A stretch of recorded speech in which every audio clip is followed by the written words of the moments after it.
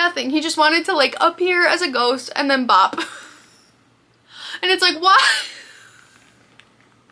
Why?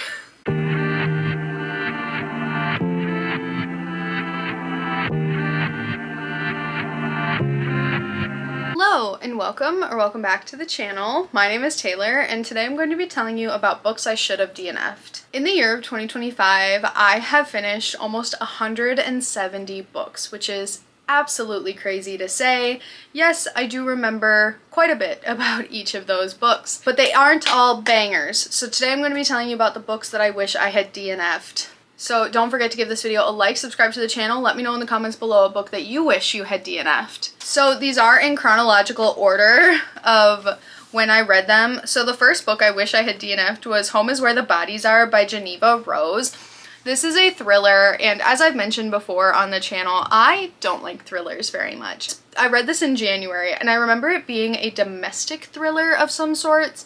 These kids are coming home because their mother is either dying or dead, and there's like a family secret that gets uncovered, and meh, it just, I don't know, nothing about it, like, it was a bit predictable, and I can never tell what's going on in a thriller, and I thought it was predictable. Next is The Girls by Emma Cline.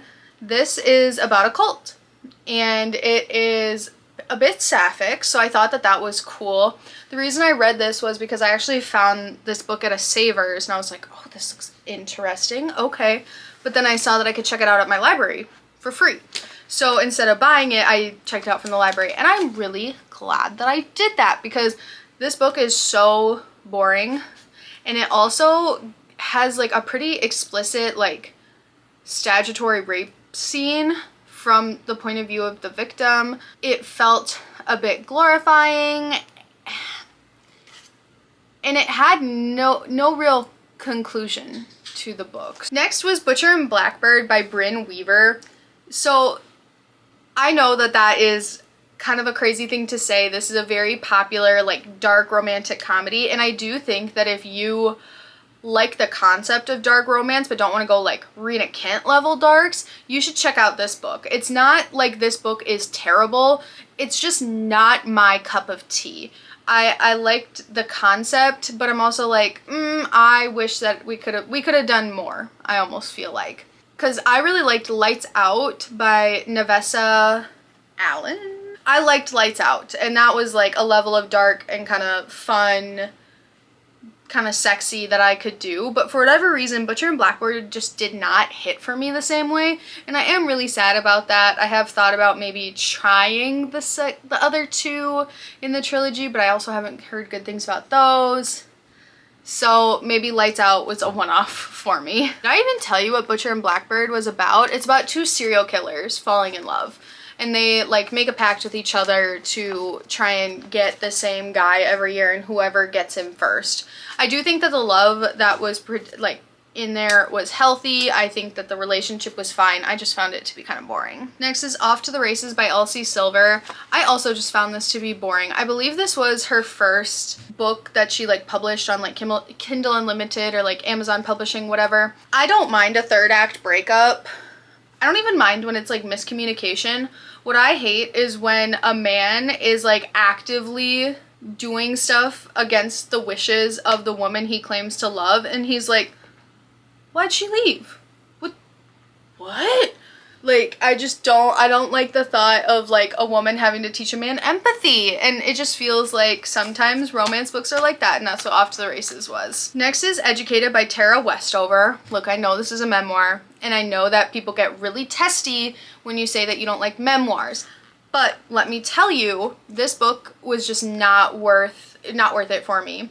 So it tells about the life of Tara, and I feel like this book should have been OSHA violations my family committed, because the amount of graphic body horror that is in this book and the little amount that it is actually about education. Like, we start out and she talks about how she like kind of went to school a little bit and then she was pulled out and she was homeschooled. We talk a lot about the power struggles within her family, and that's interesting, and how she's unable to kind of break herself from her familial expectations.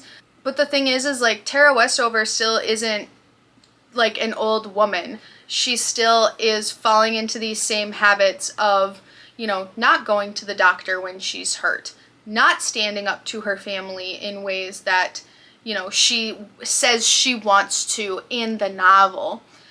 It's just, I feel like it wasn't about how education changed her. It was, my family doesn't go to the doctor, and then I also went to school. Next was The Rabbit Hutch by Tess Gunty, and the way I wanted to love this book so bad. The Rabbit Hutch is about an apartment building called the Rabbit Hutch, and we're kind of just following these different people around. And you know what? I love a lit fic where not much happens. Like, one of my favorite books of this year was a lit fic where really not much happens, but it felt like the book really wasn't saying anything. We have a man who covers his, this is gonna sound so crazy when I say it, a gentleman who doesn't even live in the Rabbit Hutch. We get his POV, and he's like angry at the world. He liked to cover himself in glow sticks and wiggle around, like break into people's apartments and wiggle around to freak them out.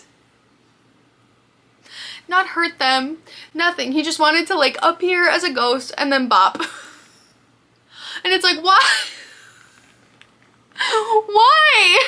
And then there's also a girl who's like definitely like barely 18, living with these two boys. Like, we get her entire backstory of being groomed by a teacher, and he thinks he's the victim. And I'm just like, I was like, there's so many things going on in this book right now that I cannot understand. Just, I need one thing to be going on. Next is The Invited by Jennifer McMahon. This book was just about two white people with the audacity. The wife is essentially like, I want a homestead. I want just things to be simpler. But no house that's old is good enough for them to buy in her husband's eyes. So they need to build their own. They need to build their own house. They don't know how to build houses. They just have audacity. And so then they live in this little trailer, and honestly, he's a dick. But also, she keeps bringing haunted stuff into the house, and he's like, please stop doing that. And she's like, no. She's just like bringing stuff into this haunted house, into this house to make it haunted. And you know what? If you are like, I want to dip my toes into horror, I feel like this would be the perfect book to start out with. But a lot of people have said that they like it. I think if you aren't really someone who consumes horror books, you might like this book. I did not like this book because I just could not get over the audacity of these two people. Maybe that makes me a bad person. I don't know. Maybe I was just thinking too much about it, but I was like, what in the world? It's like, I just yearn for a time with no electricity. Okay, trad wife. Next is The Goldfinch by Donna Tartt. I wish I hadn't read this book. I wish I had DNF'd it. I read all 700 pages of it. You know what? It never got better. It never got better. This book is awful. How did this win a Pulitzer Prize? What is the message of this book? Oh, take a priceless artifact and then one day it's just going to be okay? Be a shitty person, almost marry someone you don't love. I don't know. What's the point? Have weird, intimate relationships with your one friend in Vegas when you're in middle school? Am I stupid? Like, what was the point of this whole book? I saw this one review. I can't tell you how much I wanted to like this book, but the stereotypes, the lack of a plot, the lack of good characterization, I just was like, I can't do this. And I looked at this one review and someone was like, this book is what reading is about. And I will say the thought of that has stuck with me because I've read so many good books this year. And I have been like, this is what reading is about. The Goldfinch by Donna Tartt is not what reading is about, in my opinion. Next is Time Will Tell by Courtney Peppermill. Listen, I am just over the Tumblr poetry. Maybe I just feel like the best thing since sliced bread because I read Beowulf and Paradise Lost this year, but I can't do it as, I just feel like I can't do it as much anymore. I can't do the vague, like, I miss your touches and tears on your cheeks. I'm just like, nope. Nothing, it doesn't make me feel anything anymore. And maybe I'm being too harsh, but that's how I feel. That's how I feel. I wish I hadn't finished it. And I know that this might be a little late to say. If you like any of these books, I'm sorry. This is not personal towards you.